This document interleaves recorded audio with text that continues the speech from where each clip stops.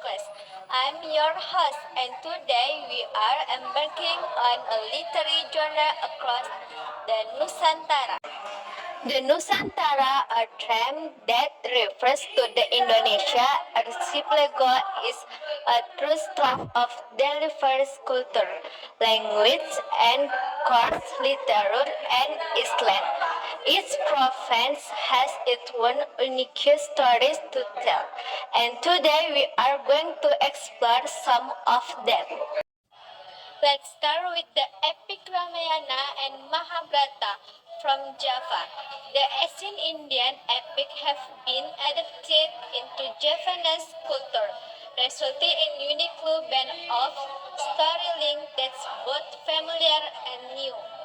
The Wayang puppet show, which often depicts scenes from the epic, are a testament to the enduring influence of the story.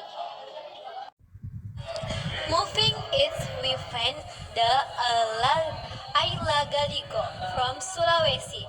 This epic poem, written in the Bugis language and considered of the longest literary work in the world. I tell the story of the creation of the Bugis people and their struggles and triumphs.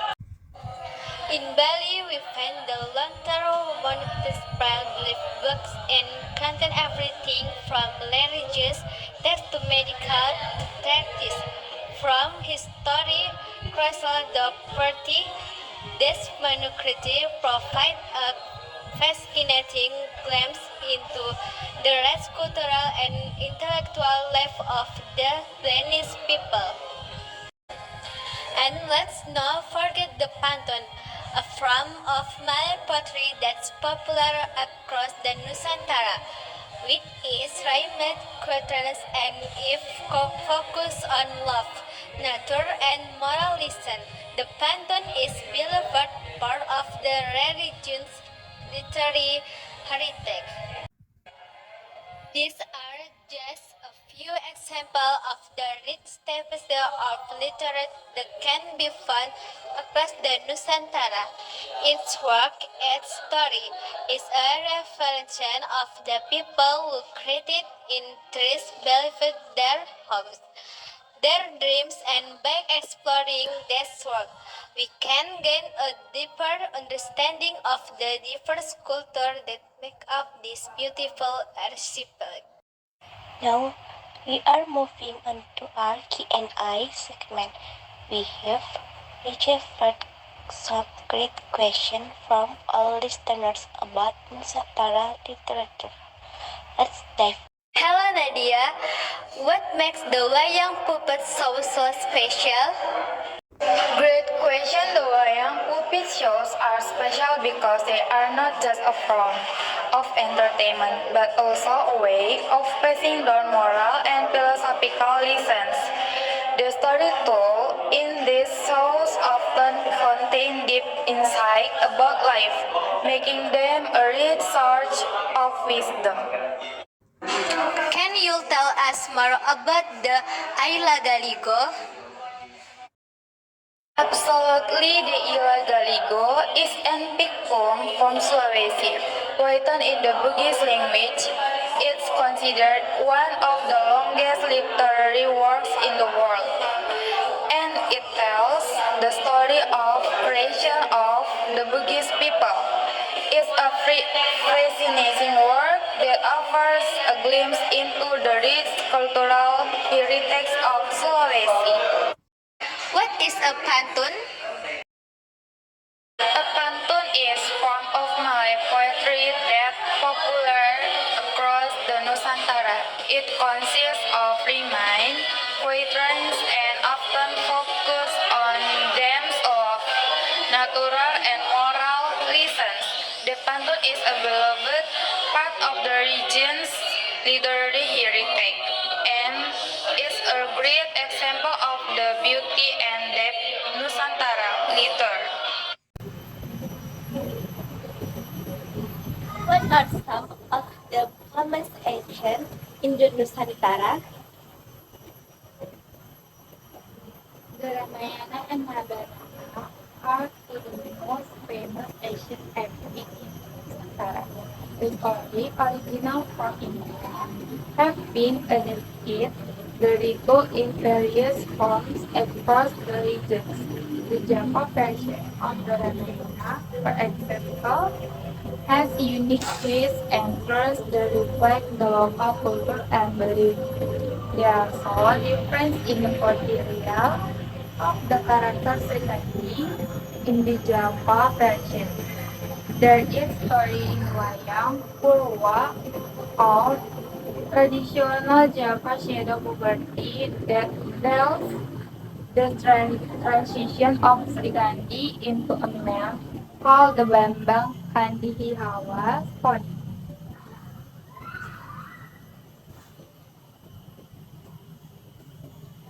But the very interesting. Okay, let's move on to the next question. How did the colonial era influence in literature in the Nusantara? The colonial era had significant impact on the Nusantara literature. Many works from this period reflect the struggle and aspiration of the people under colonial rule. Foreign colonizer introduced new languages such as Dutch, English, and Portuguese to the Nusantara. Translation of literary works from a native language to colonial language become common. Writing style and narrative structures were also influenced by the literary convention of the closing point trades.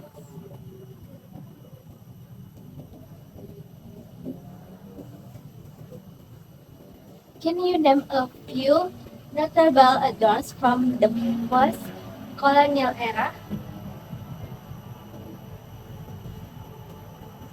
Certainly, authors like Promedia Anantatur with Tales from Blora, Andrea Hirata, and Ayu Utami have made significant contribution to Nusantara literature in the post-colonial era.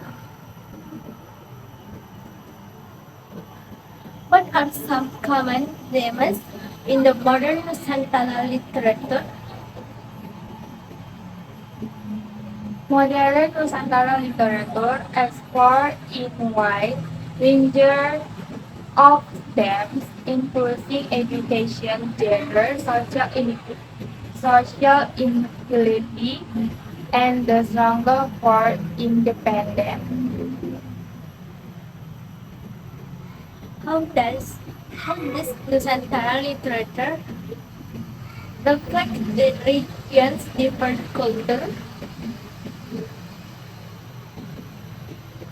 Nusantara literature is a rich tapestry of the region's diverse cultural incorporates local language, folklore, and cultural practice, providing a unique window into the vibrant cultural landscape of the Nusantara. Nusantara literary works often deep, deep in different tradition and costume in each region. For example, in poetry or prose, writers contemplating traditional ceremonies, traditional dance, or cultural celebrations that are integral part of community life in the Nusantara. Nusantara literature also reflects the diverse values and cultural norms that intelligence work, story, and character in literary works. Writer defend ethics, moral, and perspective that exist within Nusantara society. That's all for today episode. Join us next time as we continue our journey through the culture and histories of the Nusantara.